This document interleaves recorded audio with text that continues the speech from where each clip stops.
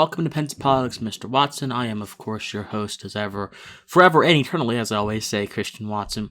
It is so wonderful to be with you guys today on this lovely Tuesday. There's nothing like Tuesday because it's sort of the midpoint between the middle of the week and the beginning of the week. And a lot of people tend to abhor Mondays, although I think Mondays should be days that you use as a blueprint for the rest of your week and perhaps even the rest of your month, because they are the starting point. And the starting point, and you should know this, the starting point of anything is where the most potential to create the best outcome for that thing rests. So just know that. But it is good to be with you guys today. As I always start my show out by saying, I am doing okay today. It's been a very wild month. It's been a very interesting year. But I'm fine, and I'm happy to be with you guys today. So, the country, however, a lot of the areas of the country are whirling with tumult and turmoil and chaos, and for many different reasons, as I'm sure my viewers know. It is most unfortunate the emphasis that is being placed upon the Georgia Senate race and what that is doing to our perception of this American experiment, this grand American experiment, upon which a lot of our rights, a lot of our dreams, a lot of our hopes are predicated in a sense. It's unfortunate. And we're going to talk a lot about that because I'm in Georgia and I'm seeing it right in front of me. I'm seeing this grand exhibition of slavishness towards the ballot box, slavishness towards certain political figures as opposed to being adherent to ideas, being adherent to human beings. I'm seeing all kind of malign things manifest and create a lot of tremors throughout this country and a lot of false misunderstandings and vain fascinations, which we'll talk about those today throughout the nation. So, talk about that today. There was over the weekend, you guys may have missed this, in Washington, D.C., there was a March for Trump rally, and the rally highlighted it was composed of a confrontation between the Proud Boys and Antifa, and people were stabbed, people were injured, maimed, hurt, a lot of discord emitted from that event, and it spread throughout the rest of the country. And I'm going to talk about what those kind of political events really do to us in the course of trying to find a not a balance, but a resolute solution to the chaos that is our nation is ensconced in at the moment. So all that and more on this episode of Pensive Politics with Mr. Watson. But I must ask you guys, before I ask anything else, to tune in tomorrow at 2 p.m. Eastern Standard Time, to Dr. Karlyn Boryshenko, that is Karlyn, Boryshenko, Boryssenko, Karlyn Boryshenko. I will be on her channel to talk about my experiences with critical race theory as a college student, as a collegiate debater, and how the Biden administration is showcasing a willingness to embrace those leftist, nonsensical academic ideologies, and how college students, when they are infected with these ideologies, with these bugs of despair, these bugs of determinism, they go out into the workplace and they begin infecting the workplace with these bugs of despair and these types of determinism, and then the workplaces turn into factories. You see, the colleges go from being factories and the workplaces become factories for this kind of nonsensical ideological pretension. And so I will be discussing how to fight that and my experiences with that with Dr. Karlyn Boryshenko, and I am incredibly happy to be doing so. I'm excited. Again, we have to have these hard conversations. A lot of us think when you hear the word critical race theory or white privilege or white guilt or white fragility, as Robin DiAngelo so eloquently and falsely said in her terrible tract that has become quite famous amongst many academics. It's important for us to confront these so-called boring topics, as many people would say, these dry topics, because these dry topics are having really real, dynamic, and chaotic effects in American society, in our being, in our institutions. And one of those effects is the corrosion of liberty, and thereby the execution, the annihilation of our natural rights. the formula upon which this great font of liberty and individualism, the greatest that human history has ever known, the United States of America, emerged from. So whenever you see a dry academic topic and you think, oh my Christian, this seems too dense for me, I cannot stand this. Well, you ought to understand that this is something, that the world is much bigger than you, it's much grander than you, that this existence is not confined within your head. It's not confined in things that you find fascinating. This existence is a amalgamation of things that are outside of you, and therefore demand your attention if you care about the preservation of your own life, the quality of your own life, your rights, the traditions of American society. If you care about anything related to those things, then you must have an interest in these things. If you don't, you're blinding yourself. You're pulling the wool over your eyes to ensure comfort, and the expediency that comfort will bring you into a certain sector of life. But the expediency that comfort brings you in that certain sector of life betrays what you need for the broader sphere of life. It betrays what you need to be an informed person, an enlightened person, and someone who understands these things. But a lot of us, I'm not trying to rant here, but a lot of us have a tendency, my friends, to go and embrace ignorance because ignorance comforts us. Ignorance comforts us a lot. If you are in a neighborhood that you deem to be a very safe and posh neighborhood in a suburban area, and then you learn that every night one murder happens in a few feet proximity of you, that is going to destroy your sense of comfort. It's going to do things. It's going to shatter the perception you had of the area, and by shattering the perception that you bound yourself to, which wasn't true in the first place, it destroys your sense of comfort. And so, you feel unsafe. You may do some chaotic things. You may do some things that may not be very good for your well-being or your feelings well-being, all because you want to shield against this enemy that you knew was there all along, but you had shielded yourself from the knowledge thereof for a long time. There's a reason why dictatorships try to control the flow of knowledge. There's a reason why, whenever book burning, there's a reason why when certain traditionalistic forces or certain forces in society which were not in favor of certain ideologies would try to burn books and remove. There's a reason why the church a long time ago had one monk per page write part of the Bible so that no one could have that sort of a mass amount of energy and knowledge about the Bible and the sacred text. There's a reason why, because he or she who controls knowledge controls the flow of concepts into people's minds and therefore controls their thinking and therefore controls their actions. And we embrace that false stream of activity by shielding ourselves with ignorance.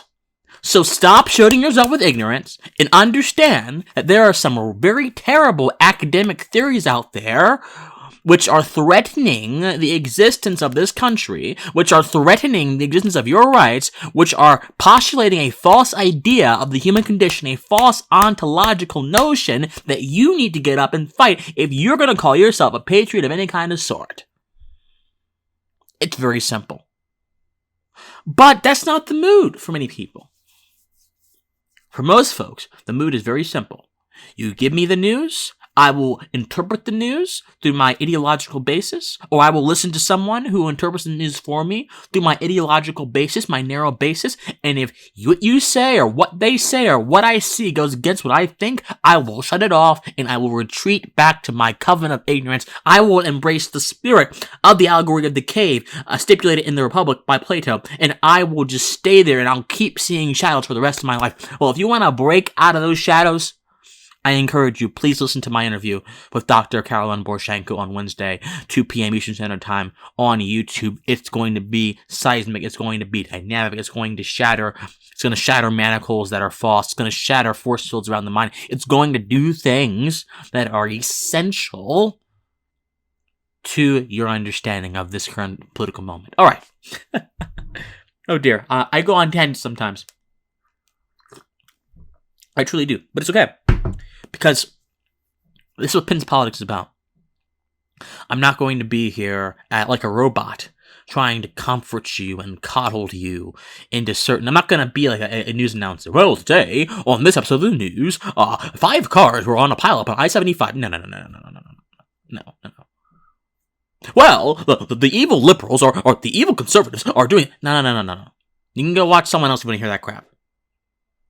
I'm going to ignite a spark within you, which subsequently ignites a change within you and causes you to go through the world as a harbinger, as an emissary of that newfound revelation brought through you by epistemic epiphany. That's what I'm going to do with you. And if you're not ready for that, you can click off the video or the audio wherever you're listening to me at. It's okay. But back onto the topic.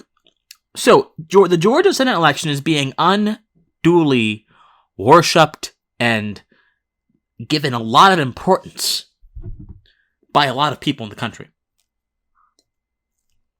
A fellow I met at the Walkaway rally, and I love Walkaway, by the way, they're an awesome movement, Scott Pressler, who I took a picture with, he told me, well, he didn't tell me, he told his audience that he is not going to stop fighting, that the Georgia Senate election is going to be the most important election of our lifetimes. And this language is being repeated and echoed by everyone from the right to the left. Joe Biden was in Georgia today, actually. In fact, before I began this broadcast, an hour ago, he was speaking with Osoff and Warnock. And he was saying, oh my, we have to go out and vote. People die for your right to vote. You need to go out and get these people in, because injustice will reign if we don't. And you have the same kind of language coming on from the conservative side as well. And the thing is, I am sympathetic to the conservative side. As you guys know, I'm a right-leaning individual. I am very sympathetic. But I am not sympathetic to anyone who places the fate of our individual lives in the hands of force. Because think about this. All government really is force. It is a mass amalgamation used as a mechanism to execute force in very ordered ways. They will execute force in the areas of education, in the areas of commerce, in the areas of the environment, in the areas of defense, in the areas of health. They will use their tools of force called regulations or rules, and they will have departments which institute those tools of force onto different sectors of life in society. That model of government operates on the false notion that the government is the chief custodian of life, and therefore must direct our lives and control our lives and order our lives to the wisdom of the bureaucrats. That's where that false notion rests. But it's not true, obviously. It's not true. The human condition rebels against such tampering. Our natural rights rebel against such ideas, such false nations, such vain notions. But we are embracing those ideas in a silent way when we keep putting emphasis on elections rather than our own lives or activities. Breitbart made a good statement. He said, politics is downstream of culture. I like to say that culture precedes politics. What that means, and people think that culture is this massive thing, this organism, this supercell, this giant supercell, as Spangler, a philosophical historian, would say back in the 1920s and everything. A supercell which had a certain lifetime, which had a beginning date, an expiration date, and we can test and prod and try to understand that supercell through our mechanisms, divine sociology and divine with so many other sort of things, and then we can try to order that supercell towards what we want it to be. That's what most folks think culture is. That's not what culture is. Culture is me and you. Whenever we get together, whenever we exchange our creative energies in an individualized space, that's culture. And the amalgamation, the compendium of thousands upon millions of other Americans doing the same thing creates a sort of broader sense of culture, which must, if you're going to understand it, be tied down to the micro level. But people don't get that. But anyway, people who say that this election is the most important in our lifetime don't understand that I am the one who controls my destiny. Now, of course, the government has gotten unduly powerful. The government has decided to take root in many ways that are malign. And there are senators and politicians who can use those excesses, who can use those illegitimate appendages of the government to suppress me or try to suppress me. And we must fight against that. And we often idealize fighting against those things with other people who will use force a different way. We never say, oh, dearest me, why don't we just stop trying to elect people who vow to use force and not promote liberty, and not promote individualism, not promote, the traditions of liberty that that are bound in America's conceptual DNA. Well, instead of we're just going to promote people who will pay lip service to those things, but in practice will be for excessive government, will be for all manner of things, which will violate the principles that we prima facie claim to be for. Loeffler and Perdue are not even really conservatives. Loeffler is a woman who decided to donate for a good majority of her career to progressive causes. And then, when she's tapped by Brian Kemp arbitrarily, because Brian Kemp wants to appeal to the identity politics notions of Georgia politics, because he lost suburban women when he ran for governor a few years ago, and so he figured, you know what, I'm going to try to appeal to those suburban women, and I'm going to pick a white woman, who's not even really in suburbia, by the way. She's in downtown of Buckhead, which is a very affluent part of Atlanta, which is very urban. But anyway, there are many reasons why Brian Kemp's logic on that was just absolutely nonsense. But still, anyway, I'm going to try to pick her so I can appeal to that demographic. And what happens? You have this absolute political neophyte going before millions in a debate stage, acting as a robot. Well, radical liberal, Raphael Warnock. Oh, radical, and she's just stammering over her words. And she's just reciting the same exact arguments over and over and over and over again. Look, I've been in collegiate debate, and even though collegiate debate has pretty poor standards, if I was doing that, I would have been disqualified from the entire tournament, much less the round. My lord. Much less the round. Goodness help me. Oh, Jesus. And this is not to say that Kelly Loeffler does not have good ideas. A lot of her ideas I do support. Well, I don't support the corporate welfare and the tax credits and all that kind of nonsense. That's sort of, I'm forced by the government, but I'll happily intervene in the economy. I don't support that. But there are a lot of ideas from her that I do support. I am closer to Kelly Warnock. This should be evident by the time of the way you hear me talk. I am closer to Kelly Loeffler ideologically than I am to Raphael Warnock. I don't agree with Warnock on basically anything. I don't agree with Osoff on basically anything. They are both people who worship and adulate the altar of the state and think that the American experience, and beyond that, the human experience is tied to what you do at the ballot box. The ballot box is God for Osoff and Warnock. That is a false idea which will lead us to nowhere good. That is a false idea which neglects the idea of human freedom, which is natural and inherent to all of us, and allows us to exercise our free will in ways that are dynamic and unquantifiable. But no, according to Osoff and Warnock, you can be confined to certain boxes and demographics. You can be bound to historical experiences, and those things can be rectified or enhanced through the ballot box. Those are false ideas which reject my ability to be able to do this human thing on my own. So trust me, I understand that Osoff and Warnock are threats. Oh, get me on that one. I understand that entirely. I don't doubt that. I don't want Warnock in the Senate. I don't want Osoff in the Senate.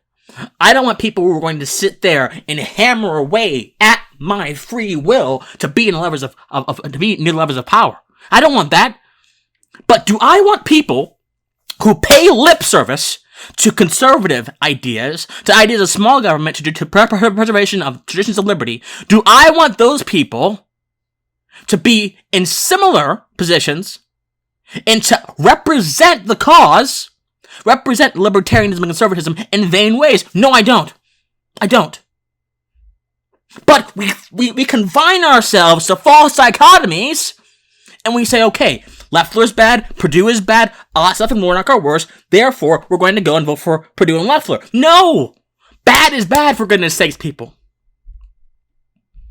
Bad is bad. A lot of us embrace this sort of Michael Jackson idea of moral qualities. If you think you be my baby, it doesn't matter if you're black or white. Remember that song? That's a good song. If you think you be my brother, it don't matter if you're black or white. I like that song a lot. I like Michael Jackson a lot, too. But unfortunately, we cannot apply those ideas to this. It does matter if something is good or bad. The black or white quality, which Michael Jackson is talking about, that sort of spiritual quality of ethical qualities, of ethical identities. That does matter. It does matter. But when you say, oh, it doesn't matter if one is bad because the other is worse, you are using a utilitarian calculus, a consequentialist calculus, to make determinations about a nation founded on natural principles, about a nation founded on deontology, about a nation that is founded on the resoluteness of human freedom, the resoluteness of rights. You are trying to rebel against the DNA of the nation by making these calculations, by supporting these people. So what did I do? I went to the ballot box. I got that green card and I put it in that Dominion voting machine. I looked at the screen and I looked at Loeffler's name very closely. I looked at Perdue's name very closely. You know what I did afterwards? Do you know what I did afterwards? I left the ballot blank. Took the card out. Got my ballot, which was printed, walked over to the big fax machine thingy, and I submitted my blank ballot successfully.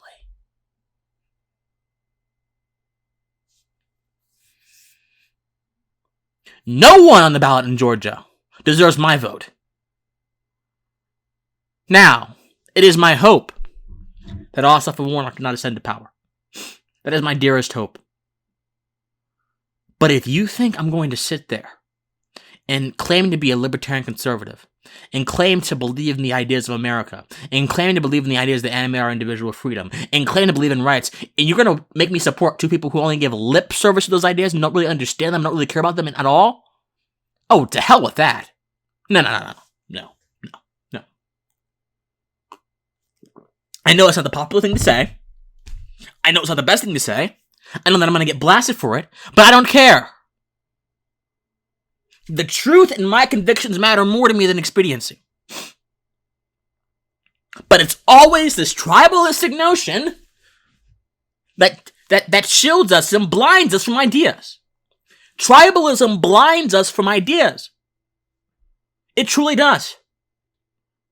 I don't care if you're team red or team blue. I want to know, are you team right? Are you on the right side? Shout out to Right Side Broadcasting Network. Shout out to them. They're great. RSBN, one of the most revolutionary media companies in the world. And shout out to Fabio Ravens as well. Shout out to them. They're great as well. I'm on them, obviously. Brian Hyatt and Joe Carey are phenomenal. Shout out to them. Please check us out if you have not already. Man, I'm not trying to rant today, guys, but I'm just on fire right now. Because I see so much mistruth being pushed through the annals of society. It's so evident. So we have to ask ourselves a serious question. And we're about to go on break for a moment. Ask yourself a serious question. Do you want to be held to account for supporting those who profess to be for these pure ideas of Americanism, but instead betrayed them every amount of the way? Or do you want to say, I made a conscientious decision to take a third way? And so you may be wondering, well, Christian, what do you suggest we do? I will tell you that in a few moments coming up. We've got to have a break right now, but I love all of you, and please stay tuned. Like us, share this podcast wherever you are, Apple Podcasts, Spotify, YouTube, Fabio Ravens, and please remember to keep commenting and engaging with me whenever you can. All right, guys, I will be back in a few moments right here on the Fabio Ravens Media Network.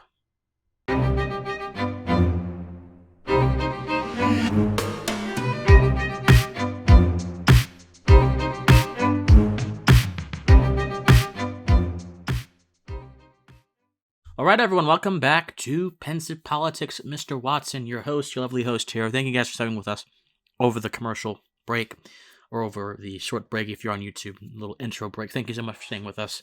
And again, your support and your listenership means the world to me. It truly does. Look, I am 20 years old, my friends. You don't get this. I'm 20 years old. And I am chasing a wildly unorthodox and audacious dream.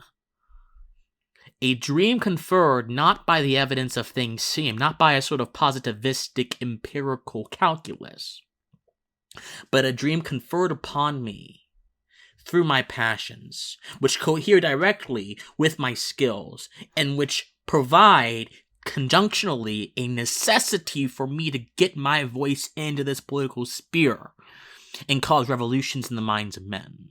Revolutions not that will go around like a revolution, like a wheel revolves around this axis, but revolutions that will go around like epiphanies and make those who have strayed away from the original vision of their humanity, of their individuality, of their freedom, of their rights, of that common sense, as Thomas Paine said it in that sacred pamphlet which ignited a fire in the hearts of millions of people around the colonies. I want you to go back to that and understand that. And so as a 20-year-old taking up the mantle of such a very lofty cause, as many would say, I don't think it's very lofty, it's very grand, a very tall order, so to speak, I face a great deal of self-doubt sometimes, of strain, of discouragement. But whenever I do, I remind myself that this is simply the price that those who try to achieve greatness pay. You know, there are some times where I will compare myself to other people. But I find that whenever I do that, and I listen to myself, I stray away from the tendency to compare myself with others. And I recognize just who I am. I recognize just the greatness that I possess within my being, and that greatness is enough, my friends. It's enough. What you already have is enough, which is why I said on my Twitter last night, stop telling people that they have potential. That's nonsense. Stop it. Because when you tell them that, you are omitting everything that they do have, and you're making them chase a ghost ship they may not catch, and therefore you are appending, or you are providing the foundation for them to append all of their value and their dreams on some phantom thing. No. But your value, your greatness is not phantom. It is evident within you. It can be seen within you. It can be detected within you. It is positive within you. Understand that, people. This is not just a political talk show. Nor is this an attempt to be like the new Tony Robbins or some self-help guide. I'm trying to get you to realize how the political interacts with the human, and how the human and the political, and how you can take both of those things, both distinctively and conjunctionally, to do good things with yourself. If there is one thing I can help you do, if that means perfecting yourself, I would love to do that. Truly, I would. And so every time you subscribe, every time you comment, every time you download this podcast on Spotify or Apple Podcasts or Stitcher or Pandora or Google Podcasts, wherever you're watching, every time you send an email to Brian Hyde or an email to Joe Carey, or you send an email to February Ravens email account, or you watch the show on the network, every time you do, you are helping me get to someplace. So thank you so much. I am forever in your debt, because we're all going to make it. We're all going to be all right. I promise you. I assure you. I have seen it, and I am saying it to be so. And so we have to now actualize that truth into reality. All right, guys. So over the weekend, yes, the Georgia primary thing. So many people will ask, what is the solution that you're positing, Christian Watson? What is the solution that you're positing? What are you saying? Should we just sit by and let the Democrats take over the Senate and let us be destroyed by a bunch of progressive judicial activists or legislative activist policies? No, not at all. What I would have everyone do, I would have every single person, if you really want to beat back the corruption on both sides and the ideological distinctions and dissenting on both sides, I would have every single one of you, very simple, submit blank ballots for everything. Oh yeah. If you don't vote for either side, you smash the paradigm. And if every person were to submit a blank ballot, neither candidate would have the votes to win, to constitute a majority. The system would crash, most certainly. Oh, yes, it would. But that would send a very stark message to every established order in American political consciousness that says, you know what? We care about individualism. We care about liberty. We care about preserving the limitedness of government. We care about that vision that our founders said. We care about these things. We care about the Constitution. We care about natural rights. We care about natural law. We care about all these things. We care about becoming the best person we can be. We care about all these things. But if you are going to profess on the right side to be for those things, but then your actions suggest differently, we're not going to support you. And if you're going to go against us on the left side and not only be against those things, but try to destroy those things, we're definitely not even going to give you the legitimacy of having your name on our ballots. So we're going to put blankness, a blank slate, a tabula rasa mentality into the ballot system. That's what I would do. So I suggest you do. Sincerely. That's what I would do. Now, of course, not everyone's like me. Not everyone is as pure and noble as me, I suppose. I'm not trying to act as if I'm holier than thou. But I don't want us to try to secede too much or make too many concessions for the sake of being stooges of the political system. I think you are special enough not to need to concede these divine values that you as an American transmit through your everyday life, that you as a human being transmit through your everyday life. It's not necessary. It's not right. It's not ethical. So don't allow false dichotomies to trap you. That's how you handle this Georgia Senate election thing. I put my ballot in blank. I didn't vote for anyone. And if everyone did that, they would basically have to revise the constitution of candidates. It would be a crisis, but a crisis that births new life. A crisis that brings forth the assurance of new things. So that's what I would do with the Georgia election thing. If you want my honest opinion, that's what I would do. But beyond that topic, because I have to cover other things today, I only have a few more minutes left. Beyond that topic, let's discuss what happened over the weekend in Washington, D.C. The Proud Boys. So there was a march for Trump, and during the day, the march was relatively okay. There were some words exchanged between the Proud Boys and Antifa. And there are always words exchanged between those two organizations. When I was at the Stop the Store rally in Atlanta, just as an observer, I saw Antifa on the other side of the barricades coming up and trying to instigate a conflict. But the best thing is, in Atlanta, the police department does not play around. It does not give quarter to the actions of fools. If you try to start chaos or instigate something in Atlanta, the police department will do its proper duty, its divinely ordained duty, and they will stop you. If you try to riot and loot in Atlanta, they will stop you. So, thankfully, the cops were allowed to do their jobs, and that resulted in no violence and no altercations that were direct and physical. But there were many altercations in the emotional and mental and spiritual realms, of course. Plenty of those. And those altercations took the form of words being spat across the bow, of screams, of other kind of vibrations that went out through the air, but nothing that is material and could have caused bodily harm. And so I'd rather keep the altercations on the conceptual level, and the mental level, and the emotional level, and the spiritual level, because that way you can just drown them out. But it's very hard to drown out an imposition of force upon your being. That can kill you. It can destroy the vessel that animates your being to go forth. But unfortunately, the police in Washington, D.C. Are invertebrates. The police chief in Washington, D.C. is an invertebrate as well. They are sad invertebrates who refuse to defend rights and allow chaos to reign supreme in the streets. Allows the order of the streets to become the order of the broader society. And the order of the streets is not anarchy. People think, the order of the streets. No. Gangs and other criminal organizations that claim dominion over the streets are actually quite organized, and they have laws. They have laws and they have values which are, many of them involve reciprocity, some sort of distorted form of the eye for an eye mentality. If you mess with one gang member, you mess with all of us, so we're going to kill you. Oh no, the order of the streets is not the rule of the jungle. It's not chaos, it's not anarchy. It is very ordered, but it is cutthroat and belligerent and ruthless. In the DC police, let ruthlessness reign supreme. Because as the dawn set, people were stabbed. And I think there were casualties. I'm not entirely sure, but people were stabbed, people were hurt, they were maimed.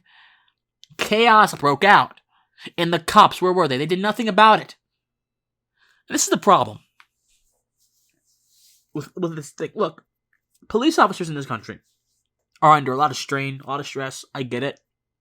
And overall, I want to see the police remain. The defund the police movement is absolutely ridiculous.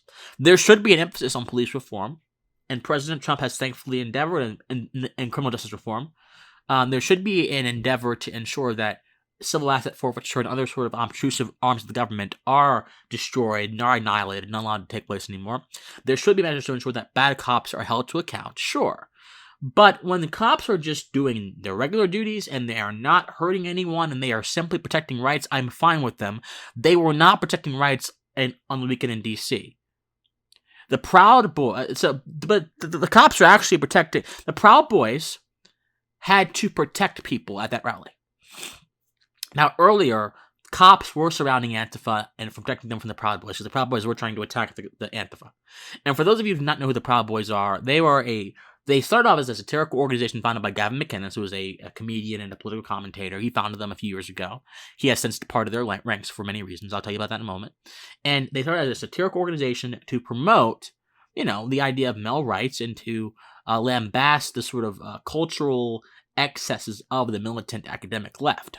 They were entirely a reactionary movement. But Gavin McInnes, the one who started it, left the Proud Boys because he found them to be a little bit excessive in their moments and too belligerent for him. So the founder of the Proud Boys eventually departed because they became too belligerent for them.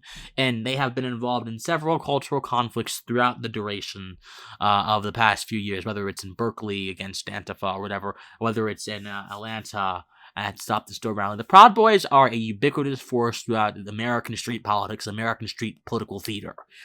Sure they are.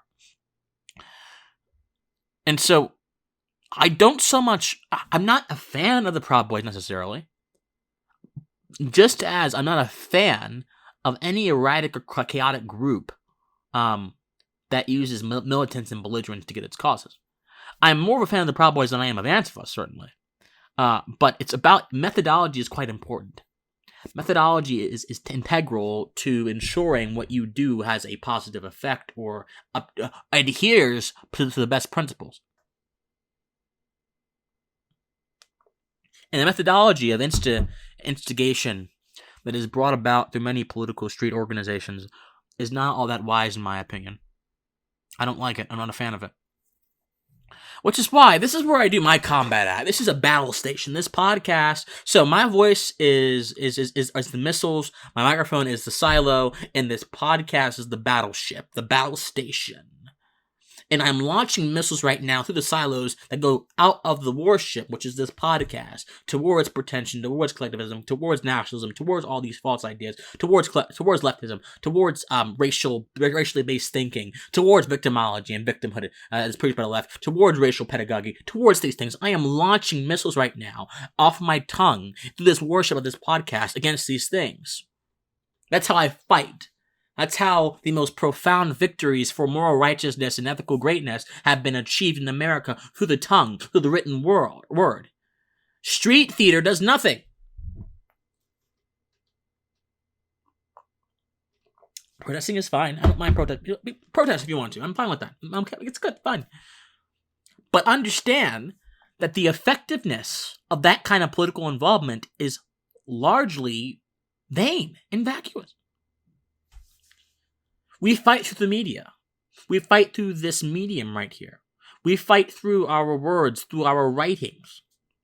That's how you shift the cultural paradigm to a better point, to a newer point, to a more refined point.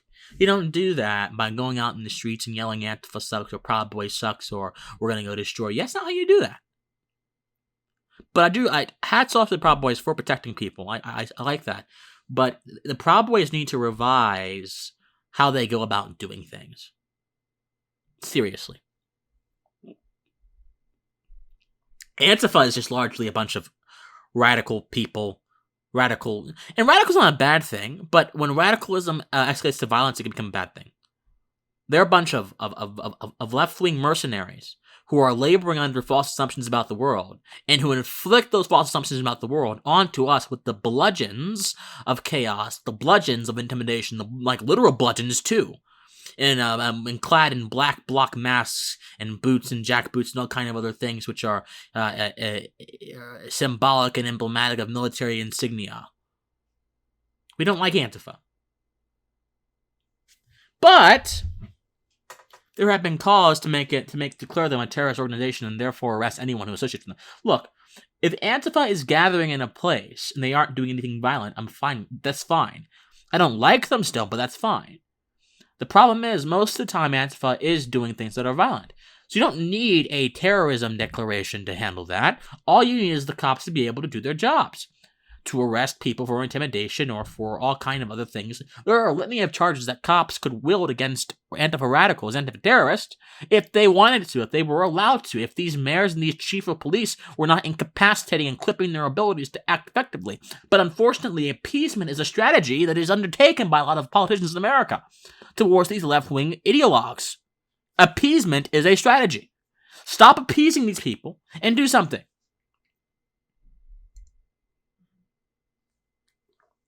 And speaking of appeasement, we must discuss the culture of vain fascinations, which is a part of this entire Proud Boys and Antifa thing. The same principle links them all together. I mentioned in a video that I did on my channel, my YouTube channel, you should go check it out if you haven't already, that Joe Biden and Kamala Harris were nominated for Time as Person of the Year last week. And that really reflects the culture of mass validation, which lead to vain fascinations. I was on Twitter the other day, and I was on a guy, and look, this guy's my friend. I respect him. I'm not trying to attack him. I was on Brad Palumbo's Twitter account, and I saw a tweet that he made about how people need to stop thirsting, which is a colloquial way of saying lusting over individuals on their main Twitter accounts. For those of you who don't know, some people on Twitter have accounts where they do their main stuff and accounts where they do their salacious stuff on. And there are people responding that said, "Oh, stop it. Oh, I'm guilty," or "Oh, you're guilty." And I'm thinking to myself, this is from the account of a political commentator who writes a lot of interesting stuff, has a lot of compelling pieces on feed.org. I can encourage you to go check out Brad's stuff. And some of those tweets that he does that are very good stuff, very good articles and works, don't get a lot of attention. Some of those, not many of them do, but some of them don't. Whereas tweets like this get hundreds of likes and retweets and comments. We live in a society plagued, my friends, by vain fascinations, vain imaginations. When the most salacious and outrageous of things, which are closer to the primal base of our humanity, have more of a spotlight than the things which determine how the government interacts with the whole of our humanity. We are compartmentalizing ourselves and resigning ourselves to the lowest part of our humanity, our sexualities, which are still a part of humanity, don't get me wrong, but still they're a lower part of humanity. And we are taking that and using it as an overall value judgment system on how we interact on social media and other marts of commerce and agoras which allow ideas to flow forth. And so when you have this tainted idea about how you interact with the world or whatever, then you're going to get things like this. You're going to get vain fascinations. We're going to be drawn more to, let's just talk about Shawn Mendes or about Camila Cabello or something like what TMZ does, the crap that they dispense. I can't stand TMZ, the crap they dispense. We're going to get more stuff like that as opposed to more stuff that's interested in the philosophy or the theory or the information of the systems of our political system or the systems of our political existence, of our society, how we interact with human beings. No, we compartmentalize ourselves to the base and the primal. Those vain fascinations.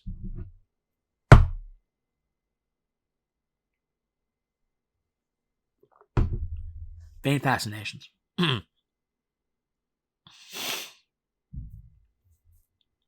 Genuinely. It's concerning. It's terribly concerning. Vain fascinations. The intellectual struggle, the struggle for intellectual greatness is very hard, my friends. It's difficult. It's not supposed to be easy. It's not supposed to come like that. It's not supposed to be a fast food-driven mentality thing.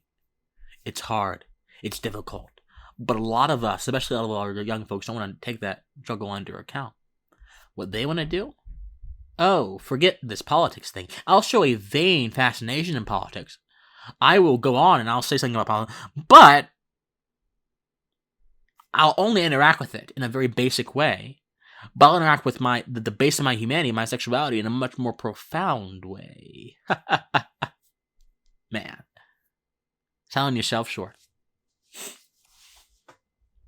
This is why I hope that as a thinker and an intellectual as I grow, that no one is ever interested or fascinated with me in a vain way.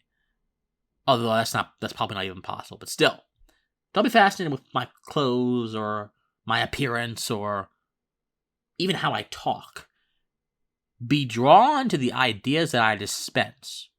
Don't be drawn to me. Be drawn to the ideas that I dispense for your consideration. I'm like a lawyer arguing before the court of the mind, and I'm right before the judges, which is your mind, which is your consciousness, and I'm giving forth fruit. I'm giving you all kind of things for your consideration, Mr. Judge, your honors, and I'm asking you to consider them in an impartial and fair way. But if the judge pays attention to what his petitioners are wearing or how they look or whatever, and he's focused on the physical, not the mental or the conceptual or the spiritual, that judge is a blind judge who will never render a just judgment. You have to be just. The ancient Greeks conceptualized justice as a part of the self and externally. There is a sense in which we have to be just internally, I think. We have to master continence, so to speak. Self-mastery. We have to overcome our urges and subdue them under reason. I don't believe in the Aristotelian idea that there's a mean, there's a balance. No, not necessarily. I think that these concepts, if they're going to be actualized in their fullest sense, they have to be actualized in one way, good way or a bad way. You can't have a mean or a balance. But you should master yourself, engage in continence, and subdue all of that, and work through the world in a very not moderate, in a very level-headed way.